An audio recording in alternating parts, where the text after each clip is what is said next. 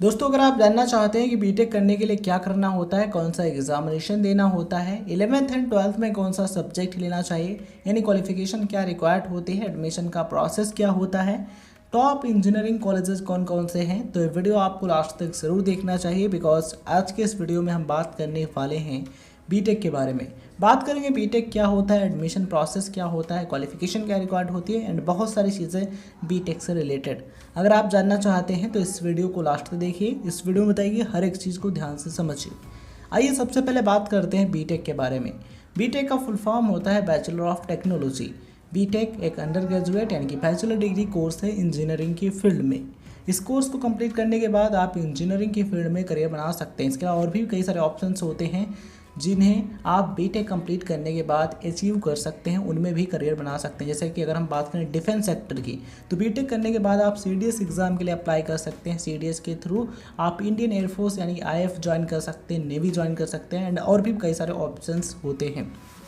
तो आइए दोस्तों बात करते हैं कि बीटेक कितने साल का होता है। दोस्तों, बीटेक कोर्स 4 साल यानी कि 4 ईयर्स में कंप्लीट होता है। सेमेस्टर्स की बात करें तो इसमें टोटल 8 सेमेस्टर होते हैं, यानी कि टोटल 8 सेमेस्टर्स में बीटेक कंप्लीट होता है। प्रत्येक सेमेस्टर 6 महीने का होता है। इस तरीके से 4 साल का कोर्स और 8 सेमेस्टर होते हैं। दोस्तों, अगर आपने पॉलिटेक्निक यानी कि डिप्लोमा इन इंजीनियरिंग का कोर्स किया है तो आप बीटेक के डायरेक्ट सेकेंड ईयर में एडमिशन ले सकते हैं, यानी कि बीटेक में लेटरल एंट्री ले सकते हैं। इस तरीके से आपका बीटेक 3 साल यानी कि 3 ईयर्स में कंप्लीट हो जाता है आफ्टर पॉलिटेक्निक। ये चीज़ आप ध्यान रखिएगा। चलिए अब हम बात करते हैं कि बीटेक करने के लिए 11th एंड 12th स्टैंडर्ड में कौन सा सब्जेक्ट लेना चाहिए, कौन से स्ट्रीम का चुनाव करना चाहिए। दोस्तों, बीटेक करना चाहते हैं तो आपको 11th एंड 12th स्टैंडर्ड में फिजिक्स, केमिस्ट्री, मैथमेटिक्स यानी कि साइंस स्ट्रीम में पीसीएम सब्जेक्ट का चुनाव करना चाहिए। पीसीएम से अच्छे तरीके से आपको पढ़ाई करनी चाहिए, तभी आप बीटेक में एडमिशन ले सकते हैं, बीटेक के लिए एलिजिबल हो पाते हैं। आइए दोस्तों बात करते हैं एडमिशन प्रोसेस की। दोस्तों, बीटेक में एडमिशन 2 तरीके से होता है। कुछ प्राइवेट कॉलेजेस में आपको डायरेक्ट एडमिशन मिल सकता है, यानी कि आपको डायरेक्ट बिना किसी एंट्रेंस एग्ज़ाम के एडमिशन मिल सकता है। But top and government engineering colleges में, टॉप इंजीनियरिंग इंस्टीट्यूट्स में आपको एंट्रेंस एग्ज़ाम यानी कि प्रवेश परीक्षा के आधार पर ही एडमिशन मिलता है। जो स्टूडेंट्स ये नहीं जानते कि एंट्रेंस एग्ज़ाम क्या होता है, तो एंट्रेंस एग्ज़ाम एक ऐसा टेस्ट होता है जो कि किसी कॉलेज में या फिर किसी कोर्स में एडमिशन से पहले कराया जाता है और उस टेस्ट के आधार पर ही एडमिशन मिलता है। आई होप ये चीज़ आप बहुत अच्छे तरीके से, बहुत सरल भाषा में समझ गए होंगे। तो एंट्रेंस एग्ज़ाम क्लियर करने के बाद आप बीटेक में एडमिशन ले सकते हैं। आइए बात करते हैं टॉप इंजीनियरिंग एंट्रेंस एग्ज़ाम्स की। दोस्तों, जेईई मेन एडवांस्ड ये नेशनल लेवल का टॉप इंजीनियरिंग एंट्रेंस एग्ज़ाम है।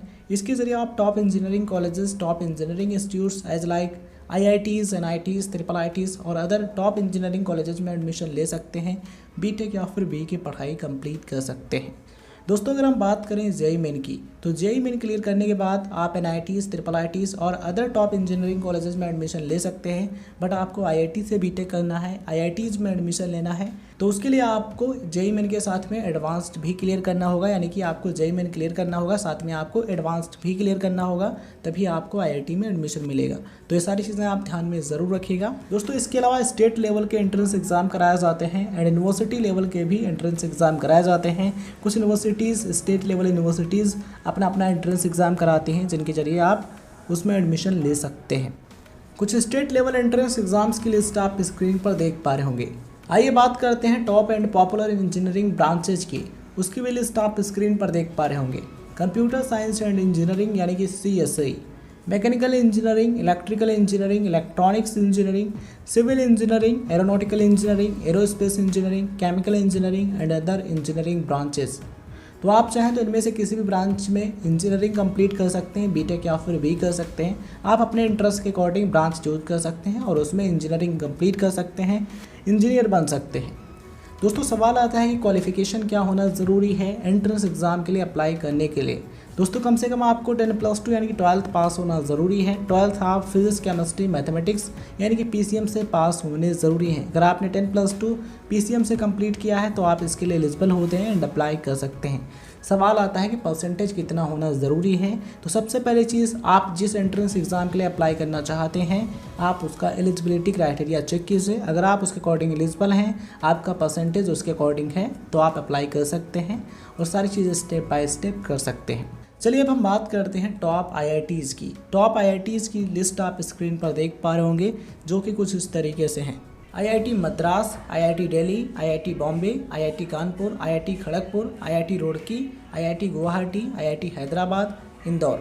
तो आपका जिसमें इंटरेस्ट है, आप जिस फील्ड में इंजीनियरिंग करना चाहते हैं, जिस प्रकार का इंजीनियर बनना चाहते हैं, आप उस तरीके से उस ब्रांच का चुनाव कर सकते हैं और अच्छे तरीके से पढ़ाई कंप्लीट करने के बाद एक इंजीनियर बन सकते हैं और इंजीनियरिंग की फील्ड में करियर बना सकते हैं।